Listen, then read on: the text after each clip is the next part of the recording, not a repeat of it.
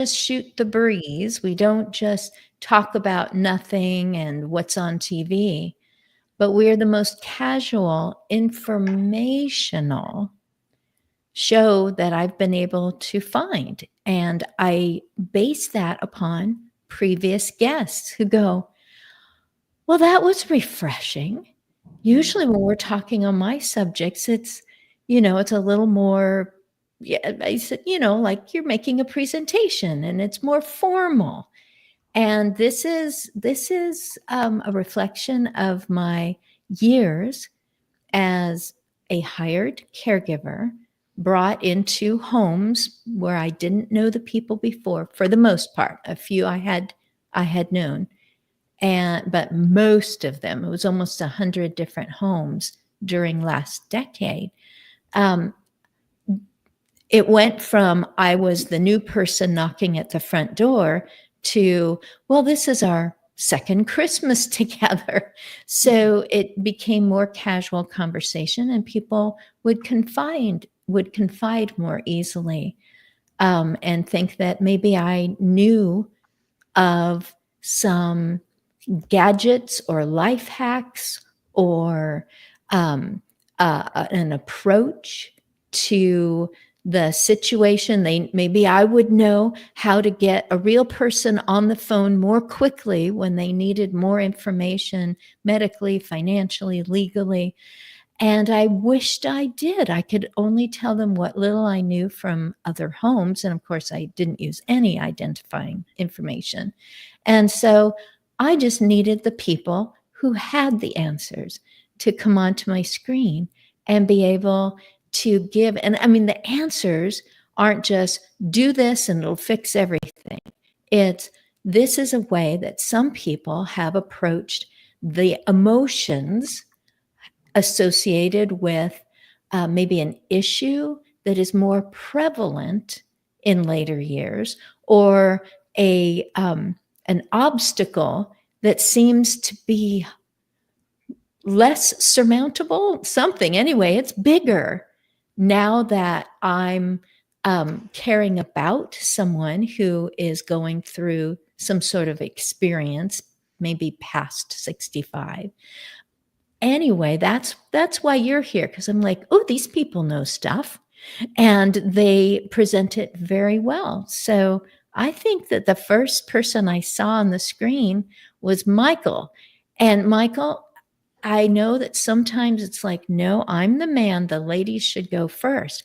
But I tell you, I'm a lady, and I do a talk show because I love to talk. So I am deferring to you just in case us women get going and we start to leave you out. So I'm just going to ask you to go ahead. Thank you for laughing. You are really taking time, because they moved you, which is great because your back is in better shape. They moved your office, but you may still be going, are all the wires plugged in? Are all the files in the highest or middle or lowest file drawer? What is it doing up here? So thank you for your wonderful disposition. And please tell us about yourself. And you are connected now with a number of people that I've had opportunity to meet on the screen, I think including Debbie Compton. Is that right? Yes, we're doing a project together again. I originally was involved in our first project, which was called Caregivers Advocate. And the demand was so great that we're doing Caregivers Advocate 2. And they invited you in a second time, so you did it right. I must have, because as financial advisors, most people don't really gravitate to the issue of caregivers, which I never really understood, because it's a real problem, right? And one of the things I like to pride myself on is we deal with problems, and they're family problems, and they're finances are always an issue. It's seldom talked about, but often felt, whether it be the stigma or just the embarrassment of trying to deal with taking care of somebody and having to admit that you need some kind of financial support. And by the way, mistakes made can topple even the greatest of family legacies, right? You can have the multi-million-dollar portfolio and still make mistakes that ultimately can cause that problem to cascade down to not only you as the caregiver, but to future generations as well. So you want to be smart about what you need to do. What we find is that caregivers are probably the most stressful people you ever met. They're trying to do, God's Mm, work, but it is a burden that no one should ever have to bear alone. Um, not alone. right? And so Yeah. we're trying to allow them to focus on the caregiving side of things that requires that emotional support and the medical physical support. But when you're that stressed, the decisions you make financially tend to be the poorest that you ever make. And so let's remove the emotion. Let's remove that uh, you know knee deep in the weeds, as it were, and let somebody help you manage your finances. We'd like to think that we coined the term financial caregiver. Maybe we didn't, but in speaking with others, I haven't come across too many people that really delve into the issue of financial caregiving because it's a non-traditional way to think, I suppose. But Mm, for me, who started my practice dealing with special needs and people in addiction recovery, it was a natural extension because all of that, including being a parent, by the way, is all about caregiving, right? We yes. caregive almost all our lives, and the financial side of things is one that I think needs more attention in the scope of being a caregiver. Never mind just dealing with the day to day. Wow. Okay. You touched on several things, and one that I just want to raise to the surface is that you said when you are, I'll say, in the throes of caregiving, maybe it has just begun and you're realizing, oh my goodness, this is in my hands now. And maybe not everyone in the family is even agreeing with it. It should be in my hands. Maybe I'm reluctant to take it on, and that you could make some of your worst financial decisions of your life. This is a perfectly capable human being who has just come up against something they were not trained for. They don't say, now, before you are done with high school, there is a whole course that you need to take on gerontology. You need to know all this information. You need to know where to go. Oh, and then, of course, you probably won't deal with it for the next 35 years. So it's all going to change. Where you should go, what you should look up, what words they use now, what words you're not supposed to use. And everybody knows. So they kind of use it, you know, quietly. It was like, I think it's called a facility. And it's like, no, don't call it a facility. But you know what I mean. I don't, all of that. It's just, eh, do you have maybe a succinct way? Oh, I'm interrupting myself to say that Lisa Fevick is also outside of the U.S.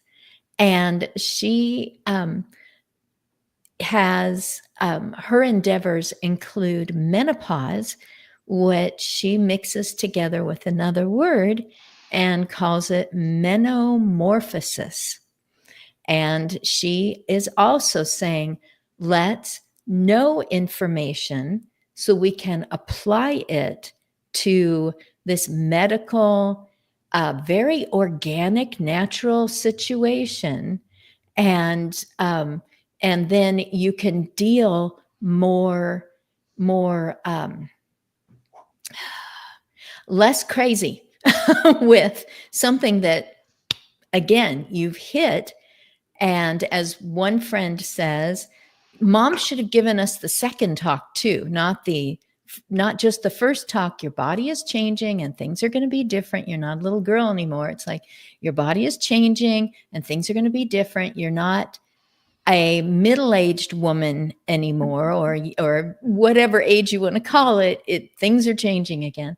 But succinctly, is there a reason why it's so difficult, the financial part, coupled with being a person who is now in charge of everything from not in charge, maybe what I should say is they have concerns about the nutrition of their loved one, the condition of their loved one, the safety, the trying to keep exploitation or people from taking advantage with phone calls and mail and such, just all these things occurring. Why would you be making such terrible decisions when what you're doing is stepping forward and taking care? So I find that question fascinating. As chief behavioral officer, I often have found myself being almost the intermediary between families who are providing care. And studies have shown that the more stress you're under, the more you revert back to your inner core beliefs when it comes to finances. And those have been driven largely by young experiences that you've had growing up, your parents, your friends, social media. God forbid that you learn something useful through it. But, you're trying to make decisions. And I saw it myself. I mean, the first time I really experienced it firsthand was dealing with addiction in my family. And, you have this belief that if you just spend enough money and do it the right way, everything just resolves itself and you come back to normal. And it never is the case, right? I mean, we're living a lot longer, so the path and the expenditures are taking a lot longer, right? There's interesting statistics that show that if you're over 60 and you're caregiving for someone, there's a good chance that you will pass before the person that you're giving care for passes. This is So true. now you have to start thinking about legacy planning. What is your backup plan, right? And if you're doing this on your own and you haven't given thought of what happens if something goes wrong with me, right? Which means you got to carefully document it, and you got to be able to, if you think about all the responsibilities of a financial caregiver, you're doing things like paying bills, making sure all the documents are up to date. But more importantly than just paying the bills and insurance, and I did have a couple where, as they started to, I'll just say, decline, and one of the first symptoms of understanding that someone is in dementia turns out to be their ability to care for their finances are they're not able to do what they used to do. And in this particular instance, they stopped paying their insurance. And technically, the insurance company could have dropped them. Now, as it turns out, we were able to get on the phone and talk with them and get it reinstated and paid the back issues. But that isn't always the case. So there are all sorts of decisions that require consideration, right? Because if you make the wrong decision, you can have a terrible tax consequence, right? You can incur significant debt and now expose yourself to the person's debt becomes your debt because you started co-signing loans, as an example. So Yes. Goodness. Yeah. I just, all the stories that I've heard from friends in our age category, 50s, 60s, 70s, kind of roll back into my mind. Now, Melinda, you were second on the screen. So congratulations on the silver medal. And good, she's laughing. That means she can still hear me. We just love it when technical issues just forget to come into this hour. So I know that if I say whisperer, that people have assigned that maybe a title from a book or a movie, and then sometimes people do something else. Oh, are you the wine whisperer? Like you just know when the bottle has reached its peak? How do you know that this is the best time to serve? Oh, you're the horse whisperer. It's just, they just seem to understand. And there's just, it isn't, I'm going to stretch myself way out there and say, becoming the whisperer of any subject matter or any entity. Creature. Oh, say again. Creature. Any creature is not so much magic as it is, and then I'm just going to let you take it from there, that you don't just walk into a situation and go, I just know everything about this. So good. She's still laughing. So I'm Melinda, still laughing. I'm a little bit different from, I think, I don't know, Carrie, I looked up all of you, but I'm a little bit different because I'm a journalist. And The Whisper came out of, in 2001, I wrote a book called Secrets of the Baby Whisperer. And there really was a baby whisperer. Sadly, she passed away at 40 years old, which was just terrible. But we wrote 3 books together about baby whispering. And she didn't coin that term. It was after The Horse Whisperer was such a huge movie. The Baby Whisperer worked out in LA, and she had a lot of celebrity clients with babies. And Tracy Hogg is the actual Baby Whisperer's name. Tracy worked for a lot of them, and one of those mothers dubbed her the Baby Whisperer.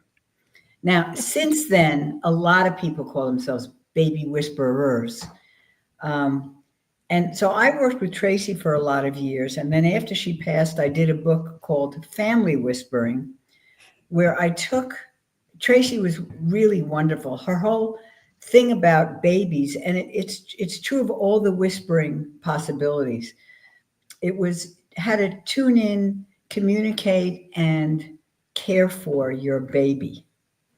And it was all about tuning into the child, not following, oh, this is what they do when they're 3 months old, which is all the books in those days were that. And I got to watch her. And one of my gifts is that I'm able to grab somebody and put them on paper. So I wrote it in her voice. She was English.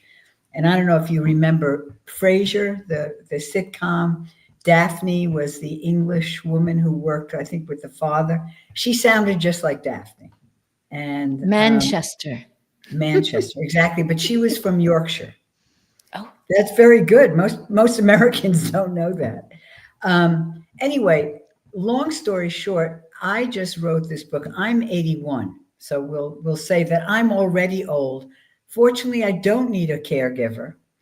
But when I was 46, I started befriending much older women in their 90s and 100s. And I always used to say to them, what's your secret? Because most of them, until the very end, most of them lived independently, which is amazing. Yeah. Zelda lived to almost 105. Marge almost made it to 100. She made it past 104. Henrietta made it to 99. And so they all lived very long lives, independent lives. And I always tell people they were good at living before they got to their 80s. Yeah. You don't just suddenly get good. And so I'm sure in all of your dealings with families, with aging people, my daughter, by the way, is a hospice nurse. So I hear a lot of stories about going into homes. Mm-hmm. And all these women that I met, I didn't set out to meet older women and think that would improve my own aging. But it turns out it really did, because I got to see these amazing women, and they weren't special. They weren't celebrities. They weren't exceptionally beautiful. They weren't, I hate this term, super agers. Some of them had really great memories. So maybe they qualify. But I hate that term because it means that you have to be very special to have a good old age. And you don't. You just have to be sensible and smart and do the things that we all know are good for you. Eat well, exercise, get a lot of sleep, and most important, have people in your life. Yes. And we all know that. Every article on good aging says the same thing, but not everybody does it.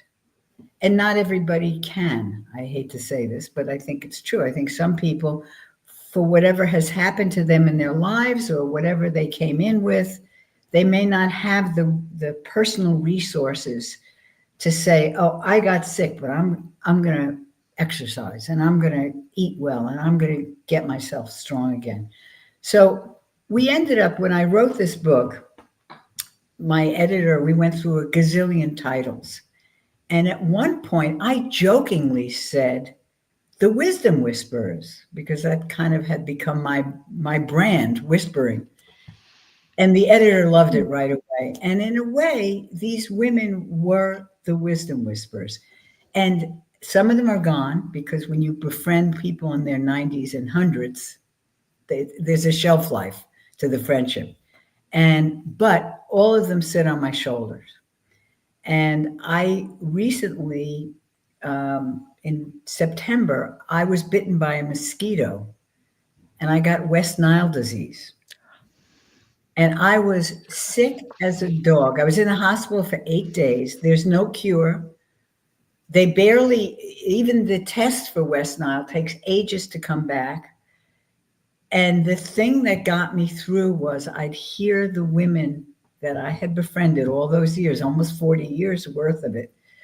I'd hear them, and I would hear Zelda, for example. Zelda was the most positive, the most upbeat person. She loved to make people laugh. She had a repertoire of great sayings and dirty jokes. This is the one who lived to almost 105. And I would hear her saying, when I couldn't lift my left leg more than an inch when I first got sick. Oh. And I hear Zelda saying, look for the good, honey, look for the good. So I'm going, what's good about this? What's good about it was only one leg. Had it been 2 legs, I would have been in a rehab. I would have been in a wheelchair, and God knows how long. So I walked with a cane for a while. And because of my old ladies, that's what I called them. I knew you don't turn down a cane. If your balance is not good, you use what you need. So I had all these skills that I didn't realize I had.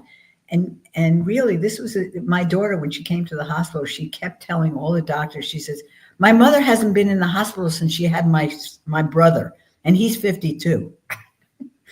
And it was true. I really, knock on wood, I had a very healthy life until September. Now I'm getting back, and as I say, my wisdom whisperers are whispering to me. And so I come at this whole thing of aging better, of telling my age, telling the stories of my old ladies, because I have friends who are my age who will not admit how old they are. And they look great. So it's not about that they look great. They're out there doing things. But in this culture, old is a dirty word. And I'm trying to change that. That's why I call them my old ladies. Because I say, the way I mean old ladies, you want to be like them. And I call myself an old lady, and I'm proud of it. And I find one of the things that's been so incredible, the book just came out in August. One of the things that's been so incredible was I kept concentrating on telling readers, go out and find yourself an old person. It could be a man too, but I hate to say this. There are differences in men and women do age better than men. So it's a little easier to find a good old lady than it is a good old man. Truth. It's not impossible, but I always tell people, go out and find yourself an older person. You'll see so much. You'll watch them. I saw things I didn't want to see. I saw Marge was bent over and she walked but she was happy. That's the important part. Stuff happens to you in life. It can happen to you when you're 15. You could break, your back and be in a wheelchair. And when you dare to look at older people, it is the best lesson in life. But the thing that happened to me after the book came out is now all these young people are saying, "You're my old lady. I want to be like you." And that is the best thing you can hear. Oh my Yeah, I had no goodness. idea how great that was going to be. And it keeps me motivated. I want to be a good old lady now because I have a lot of people looking at me. So that's Oh. where whispering comes in. Oh my goodness. And I'm just telling you, Cynthia Rogers, my goodness, it have to be a little more than a year and a half ago, I think, that she graced my screen, that she said, I'm really accustomed to doing good from behind the scenes. And I asked her if she would please just come to the forefront. And I'm really glad that she did. So Cynthia Rogers, she, last I heard, she collects resources like you three and puts them together. She creates I'm going to say a virtual library. She would be better to explain it. But she is just like, bring it here so that everyone can enjoy and come and browse and find out what's going on. And Melinda, again, I'm just going to toss my opinion out there and say that Michael Lewis might be very interested in the family whisperer because he sees himself using his background with mental health and Right. people whose life choices are not helping them or Right. the situation, and he ends up being mediator, etc. Oh, and I'm just letting you know how live this is because there was a point last night where I realized that water was dripping through um, where you screw in a light bulb. Oh, And it was not good. dripping through from upstairs to down. We are renting. This is a townhome that we moved into sight unseen. We have been thrilled. And every time we put in a request, they are quick to let us know what they found, what happened, and when they'll be back with the right part for something. And when I turned off the air conditioning, we are in Texas. When I turned off the air conditioning, it took a little while, but the dripping stopped. So something has to be adjusted or cleaned out, or a new sensor has to be put in. And I just heard the doorbell go. So that's why I'm saying this is truly live. We don't, the dog runs through, the cat walks across the desk. Somebody comes in and asks a question because Kari has been so quietly patient this whole time that easily someone could go, well, I don't know what show she's watching, but I want to know, does she, is there any peach cobbler left, and that can just end up being part of it. But Kari, just a great opportunity. I got to hear beforehand that we are both US born, but you are probably 100% Norwegian. I've got a little Czech in me.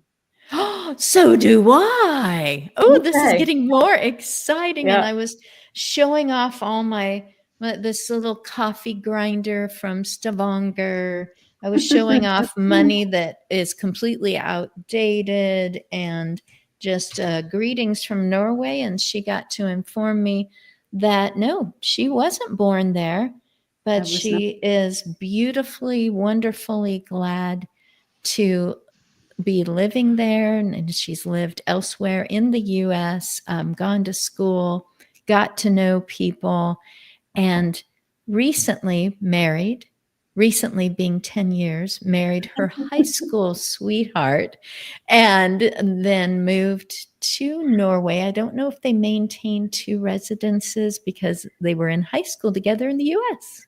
Well, we met in college, actually. And college. We do maintain another partial residence, yes, in Florida. That's another long story because I'm a Minnesotan through and through to my core. I am a Minnesotan. But I love Melinda and Michael, what you've been saying, because I can relate to both of you. In fact, I've worked with quite a lot of financial advisors to do exactly what you're talking about, Michael, and that is to financial advisors can end up being a coach to caregivers, and they're not trained for that emotional part. And just a story that I had about my father died in 23 unexpectedly, or yeah, anyway, the journey was really hard, and I was extremely close with my dad. And I have two younger brothers and an older sister with Huntington's in a nursing home. And I remember I was the person, and I'm the person that went to the bank. And one of my father, who was 83 when he died, one of his best friends said to me, "You want to take out all the money from his bank account?" And I was such an emotional wreck. I thought, okay, I'll go do that. So I'm emptying his bank account. And then I go to our lawyer, and she says, "I hope you haven't emptied the bank accounts." To which I said, I did just that. And I'm a mess. I'm bawling at the bank, at the lawyers. And so then I go back to the bank and redeposit all the money because it had to go through probate. And I knew that My stuff. goodness. I knew that stuff. But Intellectually. you're in the throes of it, all that goes out the window. And I became very, very, I actually used my sane method for caregivers that I came up with. In other words, I checked in with myself to say, am I feeling supported? Who do I need to call?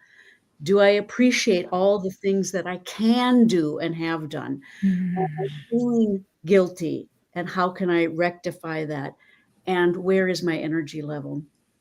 And going to Melinda, I relied on my old ladies. Oh, good. Absolutely. My mentor, Marge, who is over 100, I wrote to her, I called her and said, I don't know how to do this.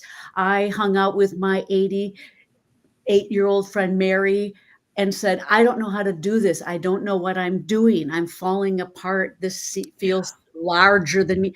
And they were right there, not with, this is how you do it, but Right. with, of Right. course you feel like this. Right. That's And very with Very good.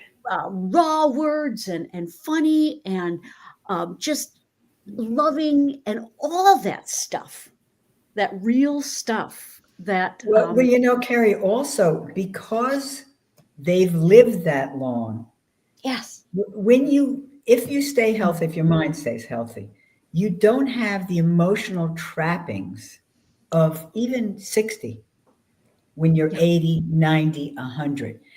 You I can't take wait. it much, you take it much Yeah. easier. I mean, I talked to a lot of people, but I saw that in them. And I'll never forget, you talk about my March. I remember I was selling a house in Massachusetts. At one point, I lived in 4 places. And I said, I have so much furniture there, and I'm thinking of putting it in storage. And she said, what are you going to do? Go sit and visit it? Yeah, exactly. And the minute she said it, it was like, boing. Yeah, I didn't totally. put anything in Totally. storage. And that's cool because I'm 60, I'm 61 now.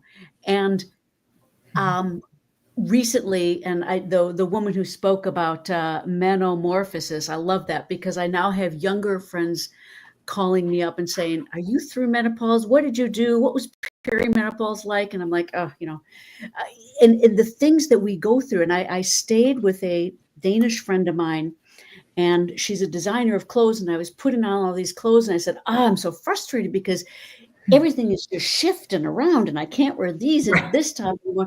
And she's just like, no one, your husband is not going to kick you out of bed right now. You look great. And I'm going to put you in a psych ward if you keep talking. She said that to me. I said, okay, all right. But it's hard because we see as we age, and I take good care of myself. I also indulge, but not over. Moderation is that key in everything, but I take care of myself. Doesn't Some- matter. Everything falls. Exactly. And but Have it's- it. Michael, I warned you, Michael. I warned you. Michael, we need some help here. but it is true. It's in, and you know where Michael can help, because my husband is really good about this. And but it's the same with when you said I'm 80. Drives me nuts. Or when I say I'm 60, oh, you don't look 60. Well, I'm 60, and this is what 60 looks like for me.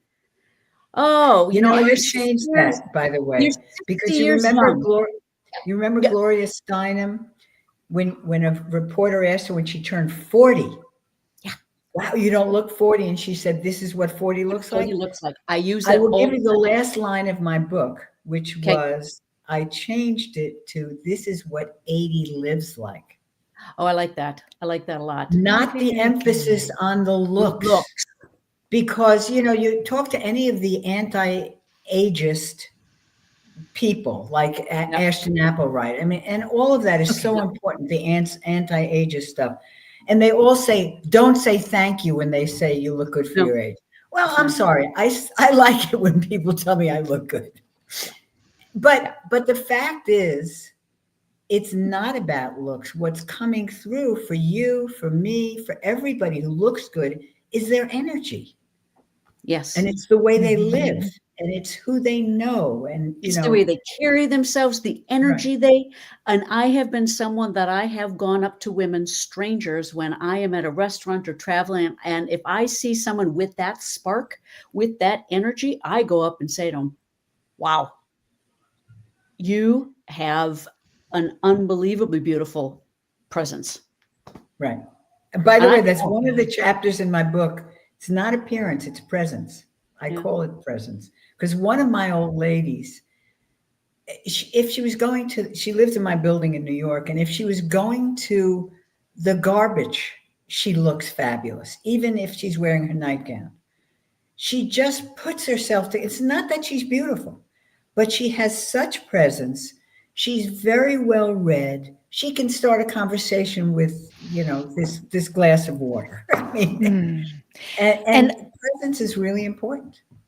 I And can that's see. you don't have to be, you can develop. That's the thing. They're all things that are within. No, not everybody looks great at 80. Not everybody is beautiful, but that doesn't matter. There's a lot of successful people in life that are not beautiful. So, I mean, you really have to look at what's most important. And I think for me, meeting these old ladies, I learned what was most important. And as I said, I didn't set out to that. So, you know, and also you're going up to people, that's a gift.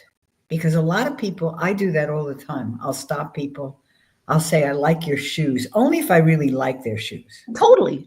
I agree with you. Totally. But it's, I mean, people kid about how many people, strangers I'll walk up to. But it makes my life very interesting. Yeah. You know? Exactly. the energy.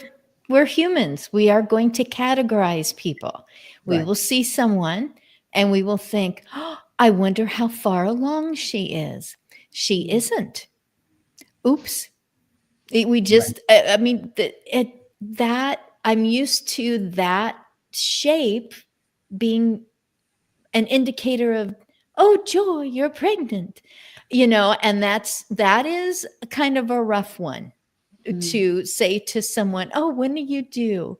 And you they're know, not pregnant. and they're not, because that definitely feels like a slap in the face. I wanted to talk about beautiful men.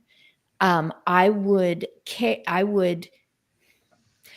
use the word care, but I want you to know that I cared about them, not that I was patting their hand and going, you just sit still because you're so fragile and you know, whatever, you just stay still. I'll do everything for you. I was there in a care capacity, mostly so that family knew it was okay to leave because I was going to be there, and I would get a hold of them if needed. I would call 911 if needed. I would also make sure that extra salt wasn't added to a meal, whatever it was that I was there for. I restored humanity both to that individual and others, but beautiful men. I would occasionally see a person that I had interacted with that had sparkle in their eye, that maybe had been a little grouchy about something, but there was always that little smirk that I knew they were just going, "Ugh, I wish that I could make all my own independent decisions," and here you are, making sure that I don't add salt. And then I would see them when I wasn't on duty because they just happened to be out and about town.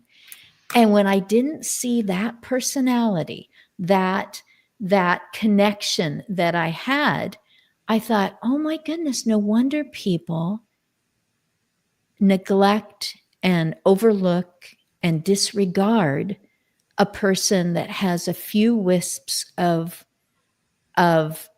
hair, where maybe it used to be thick and fuller, that is bent in a different direction than before, that maybe is watching carefully to make sure they're not tripping over something. And so they're not making eye contact. And I'm just like, they look like a completely different person. So it's just taking the time. One of you just said that, just taking the time to get to know that individual, and all of a sudden the vitality, you can hardly escape it. I'm just like, those stories. And then what happened? Or even yesterday, it's like, well, no wonder you felt that way.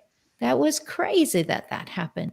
And Michael, I was wondering if it was like you started to tell about, oh yes, a situation where, similar to what Kari went through, of the emotions of a situation, and someone saying, you got to go grab that money now. And someone else says, the last thing you want to do is take all that money out. Have there been other situations where maybe you got to be a rescuer, a first responder, so to speak, financially and emotionally for people? Oh, absolutely.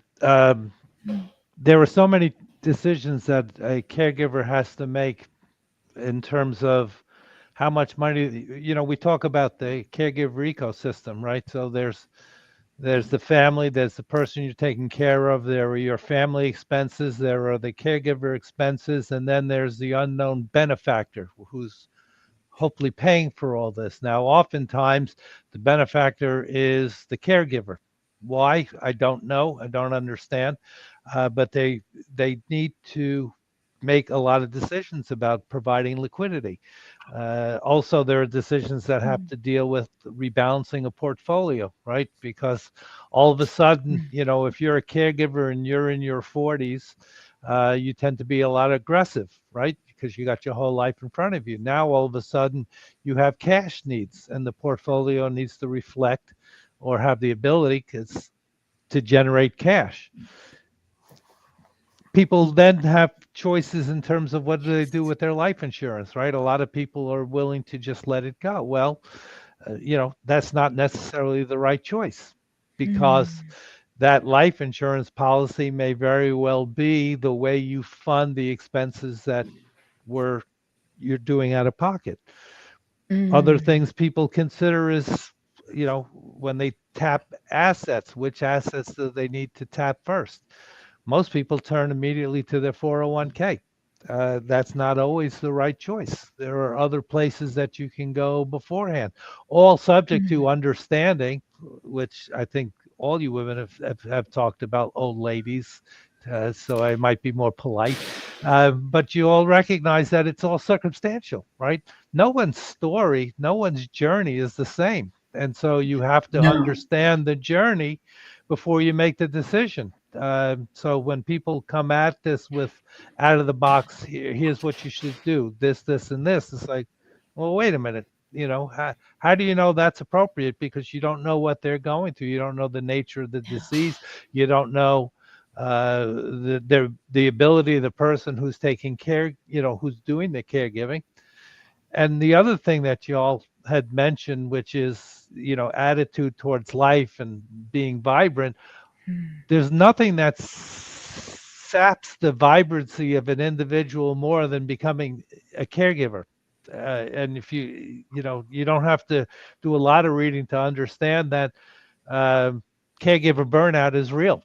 And one of the first things that we tell anybody that's going through this is, one, whatever time you've allocated towards doing caregiving, you got to allocate some time for yourself. Respite care is fundamental. And if you don't do that, you will not be in a position to take care of other people, right? And all of a sudden now you're no longer positioned to take that responsibility, and now someone's got to take care of you. So it all from financial lifeline, as it were, is predicated on understanding what their situation is. That's why you don't have a lot of hard and fast rules, or at least I don't. I hate people who have these rules of thumb, because you only have 2 thumbs, but you got 8 other fingers. So We need to have rules of fingers. Is that what you're saying, Michael? I'm saying there are no rules of thumb. Rules of thumb don't work, because there's no one answer for every situation. Every situation is unique and needs to be treated as unique. Totally. No, I wanted to know why Carrie calls herself the unexpected caregiver. It shouldn't be, because I absolutely, and that's exactly that's why I call it that, because so many people said to me, I didn't expect to be a caregiver, and I'm thinking, why wouldn't you expect to be a caregiver? Right. We all need to expect to be caregivers. That's why I called it the unexpected caregiver, or to be given care to. Exactly. So that's why I always that's say also difficult. Exactly. Yep. So that's why I called it the unexpected caregiver. If you read my book, I talk about that. We really need to all be expecting that we will either need help, we'll be giving help, or there'll be some combination thereof. Right. Because we are, as we grow older, as life happens, we need each other. Right. And it's very hard. It's very hard for me to, I grew up with a mother, she died at 61, actually. Oh, wow. I just thought about that. She had Huntington's as well, neurological disease that's in my family. My sister has it. My youngest brother has it. But, I remember so well that she abused all the doctors in the town, because before she was diagnosed with Huntington's, she had a lot of pain. So she abused the doctors for pain meds. And she didn't let us go to the docs, because getting sick was a no-no. Right. So when I busted up my knee skiing, she didn't let me go to the doctor. So I hobbled around for a week. And then one of my friends said, your knee is really swollen. I think you need to go to the doctor. So finally I went to the doctor, ended up having surgery, blah, blah, blah, blah. But so illness for me in my head from my family origin messages is a failure. Right. You can fix it yourself. It's very funny. Years ago, I did an article on family therapy, and a group of women wrote this book about, with 2 of them, they wrote a book about ethnicity and family therapy. Mm-hmm. And she said, you have to know what ethnicity you're dealing with. And she said, the Jews love it to be, I'm Jewish, so I can say this. The Jews love it to be complicated. You can't make it too complicated. They want to know what books you've read and everything. She said, the Catholics will sit there like this. They don't want any problems. And she said, and the people from the northern countries say, go skiing, you'll be fine. Mm-hmm. So True. That's your roots. And it's important to know that. Yeah. You know, but there's so many factors. Like I'm listening to you talk. My mother died early too. This time, I mean, we're very lucky we're living in this time because there's an awareness of ageism, which there was not when I first met my first old lady 40 years ago. I was Yeah. as ageist as the next person. I wanted nothing to do with old people. What could Agreed. they tell me? Yeah. And also times have changed in terms of what are values now. Now we talk. I mean, all of our parents came from, they didn't have therapy. They didn't go Mm. talking about their feelings. No. So that's a huge shift, and it continues to shift. Yeah. Totally. So I echo your sentiments. One of the biggest challenges that we see is the caregiver who feels they need or desire out of guilt, Jewish, needless to say, Absolutely. that they have to do it all, right? And Right, what people right. fail to recognize is it's okay to ask for help, but it's also okay to go outside your family to get the help, right? I mean, Exactly. there are multiple networks. I met a woman who does this kind of work where she talks to people and actually builds out what their networks are and then identifies gaps in their networks. And oftentimes by filling those gaps, you increase the quality of life, Right. which is true not only for the one you're caring for, but as a caregiver, if you're taking this burden on 100%, the best way to break up a legacy and break up a family is have family members absent from the caregiving journey, right?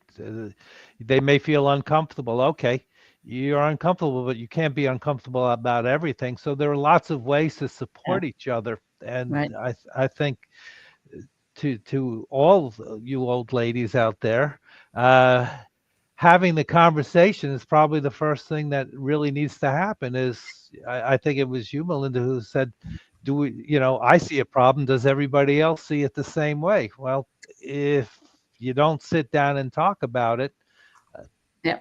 you And know, Michael, I talk about that exact thing in my book because I talk about family roles. And even in my current situation, both my parents have now died. My mother-in-law has died, but father-in-law is still around. And I can see how hard it is sometimes on my husband. And I remind him, I wrote about this. Not all of us in the family can care the same way for our father. And they can't care like you want them to care. Yeah. I could not sit and hold my mom's hand, but I could go out and organize all her care, talk to the doctors, talk to the nurses, talk to social services, call the family. But I didn't sit with her all day like my sister could with magazines and watch soap operas. I couldn't do that.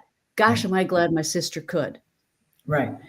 But we all, and my brothers didn't show up, and my sister got mad at him. I said, listen, this is our brothers. We need to ask them, find out how they can help with this situation. And they lived on the East Coast. We lived in Minnesota at the time. So what I talk about in my book is everybody has to find their role and figure out how they can participate in this thing called giving care to mom or dad.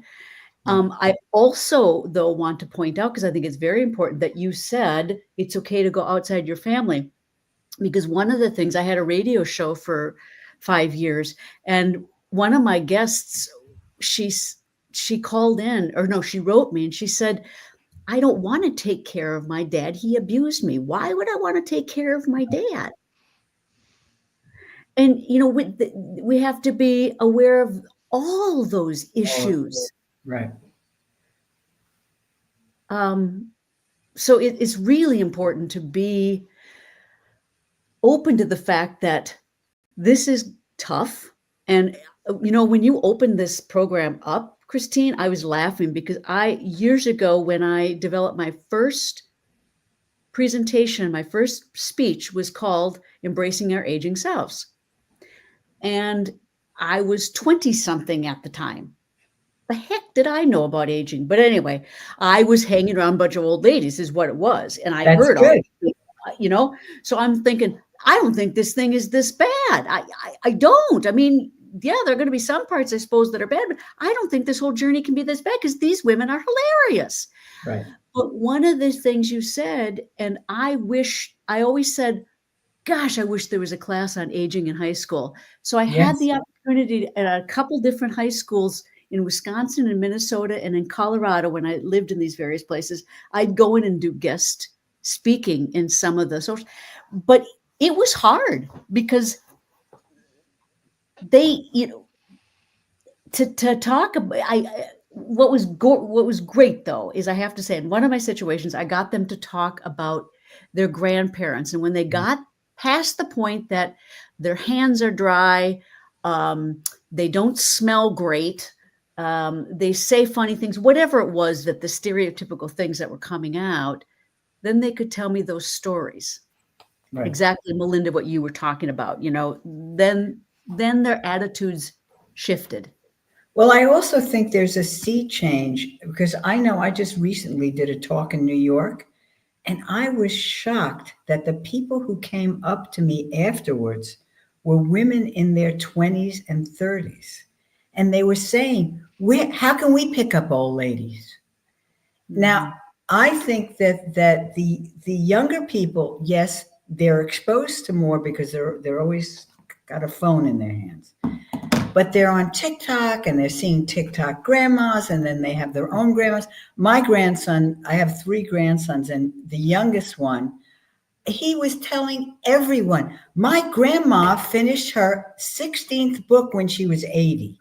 He couldn't have been prouder of me. And so I've used those times as ways of raising their consciousness about.